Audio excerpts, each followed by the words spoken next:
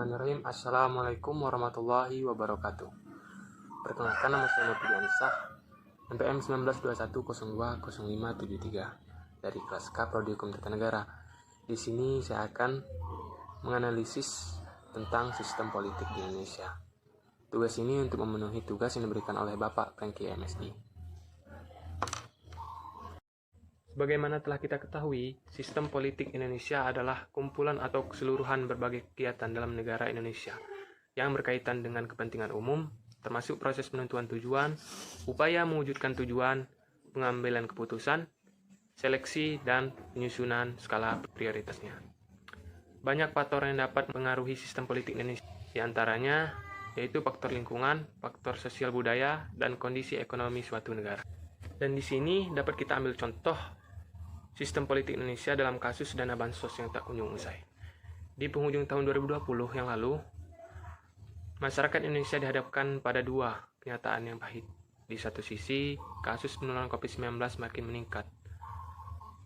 Di sisi lain, ada dugaan bahwa bantuan sosial atau bansos yang ditujukan untuk meringankan derita masyarakat akibat pandemi justru dikorupsi.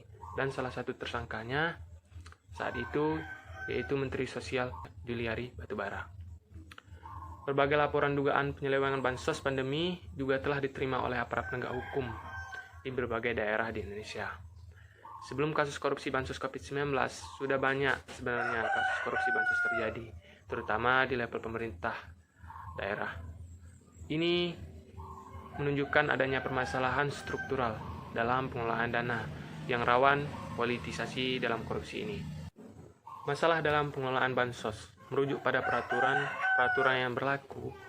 Bansos secara sederhana adalah pemberian uang, barang, atau jasa oleh pemerintah pusat atau daerah kepada individu, keluarga, kelompok, atau masyarakat guna melindungi masyarakat dari kemungkinan terjadinya resiko sosial. Secara umum, mekanisme pengelolaan bansos dibagi menjadi 3 tahap, yaitu penganggaran, pelaksanaan, dan pelaporan. Permasalahan dalam program bansos paling sering terjadi pada tahap penganggaran dan pelaksanaan bansos. 2 dari 3 tahap umum tersebut dalam tahap penganggaran, kementerian, lembaga, atau Pemda menetapkan daftar penerima bansos. Dalam konteks bansos COVID-19, Kementerian Sosial atau Kemensos melakukan penetapan berdasarkan data terpadu kesejahteraan sosial atau DTKS yang berisikan data 40% penduduk termiskin di Indonesia. Penetapan penerima juga dapat dilakukan berdasarkan hasil seleksi atas usulan tertulis yang masuk dari calon penerima bansos.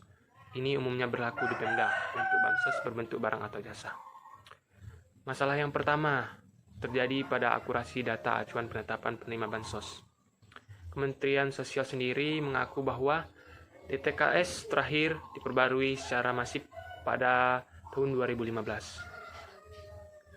Sementara Komisi Pemberantasan Korupsi atau KPK sudah menemukan berbagai permasalahan terkait DTKS seperti data tumpang tindih, tidak lengkap, dan duplikasi jutaan data. Masalah yang kedua adalah bansos rentan dimanfaatkan untuk kepentingan politik.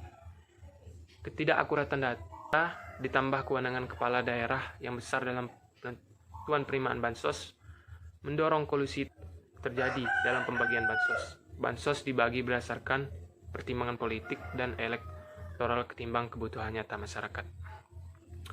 Temuan ini diperkuat lewat temuan studi pemilihan kepala daerah Banten, yaitu pada tahun 2011, ketika Gubernur Petahana mengalokasikan bansos dan hibah ke wilayah-wilayah kantong dukungan suaranya.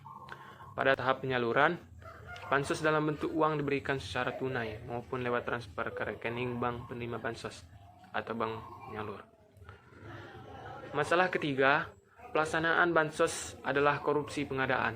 Dalam korupsi bansos COVID-19, kontraktor pengadaan diduga memberikan upah pada pejabat di Kemensos atas penunjukan sebagai penyedia paket-paket bansos pandemi. Selain itu, proses penyaluran bansos juga menyimpan masalah lain, misalnya penyaluran kepada calon penerima fiktif atau penyaluran kepada kroni-kroni pejabat publik. dengan tujuan agar dana bansos masuk ke kantong pribadi atau kelompok. Ini terjadi dalam kasus korupsi bansos di Bandung pada tahun 2010. Akar masalah. Masalah politisasi dan korupsi bansos tidak semata-mata disebabkan oleh kelemahan prosedur. Akarnya ada pada dua hal yang sering berkaitan, yaitu hubungan patron dan klien, yang masih dominan dalam struktur masyarakat dan politik biaya tinggi dalam sistem demokrasi Indonesia. Pola hubungan patron dan klien adalah satu karakteristik masyarakat tradisional agraris. Dalam hubungan ini, seorang patron yang taraf sosioekonominya lebih tinggi menggunakan pengaruh dan sumber dayanya untuk memberikan perlindungan atau manfaat kepada klien yang status sosialnya lebih rendah, dengan imbal balik berupa dukungan personal kepada sang patron. Pola yang informal dan timbal balik ini mengakar dan tidak lenyap dengan datangnya era demokrasi elektoral. Ajang kompetisi demokrasi justru menjadi semacam serangan bagi hidupnya politik klientelistik. Patron-patron baru, yaitu para politikus yang berkompetisi dalam ajang pemilihan umum, berupaya untuk mendapatkan dukungan suara dari pemilih atau klien lewat pemberian materi, baik itu berupa uang, barang maupun jasa. Politikus yang memiliki akses ke sumber daya keuangan publik dapat menggunakan bansos misalnya untuk memperoleh dukungan suara dari pemilih. Ada beberapa alasan mengapa klientelisme bertahan bahkan berkembang di tengah perubahan sosial. Salah satunya adalah kemiskinan. Masyarakat miskin lebih cenderung menerima pemberian materi yang tidak seberapa dari para politikus ketimbang menuntut kebijakan yang lebih komprehensif atas permasalahan yang mereka hadapi. Sementara itu, iklim politik biaya tinggi di Indonesia menuntut modal besar dari politikus untuk membiayai pencalonan dan kampanye politik. Korupsi anggaran publik termasuk bansos menjadi salah satu jalan untuk memenuhi tuntutan ini. Upaya perbaikan pengelolaan bansos. Kuatnya aspek politik menegaskan pentingnya solusi yang tidak berkutat pada aspek teknis prosedur saja. Selain penyempurnaan berkelanjutan atas DTKS sebagai salah satu dasar alokasi bansos dan pengadopsian penyaluran berbasis digital atau transfer ketimbang tunai, terdapat dua hal yang penting untuk dilakukan. Yang pertama adalah membangun pengetahuan masyarakat terkait dengan penganggaran publik guna meningkatkan partisipasi masyarakat. Dalam proses penganggaran, pencerdasan ini penting tidak hanya untuk menyadarkan masyarakat akan hak-hak terkait anggaran, namun juga menimbulkan sikap kritis mereka selaku pemilih sehingga menghindari pembelian dukungan suara lewat penyalahgunaan anggaran publik.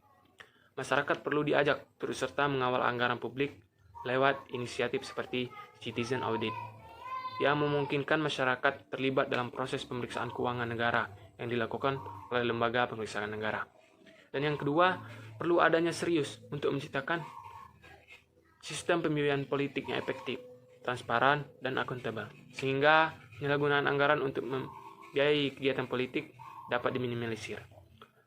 Studi menunjukkan bahwa pengaturan pembiayaan politik di Indonesia saat ini tidak berfungsi karena partai politik mengabaikan peraturan-peraturan tersebut dan maraknya donasi gelap dan perilaku korupsi untuk mendapatkan kegiatan politik. Mungkin itu saja yang dapat saya sampaikan. Kurang lebihnya saya mohon maaf dan pada Allah saya mohon ampun. Saya akhiri, wabillahi taufiq wal hidayah. Wassalamualaikum warahmatullahi wabarakatuh.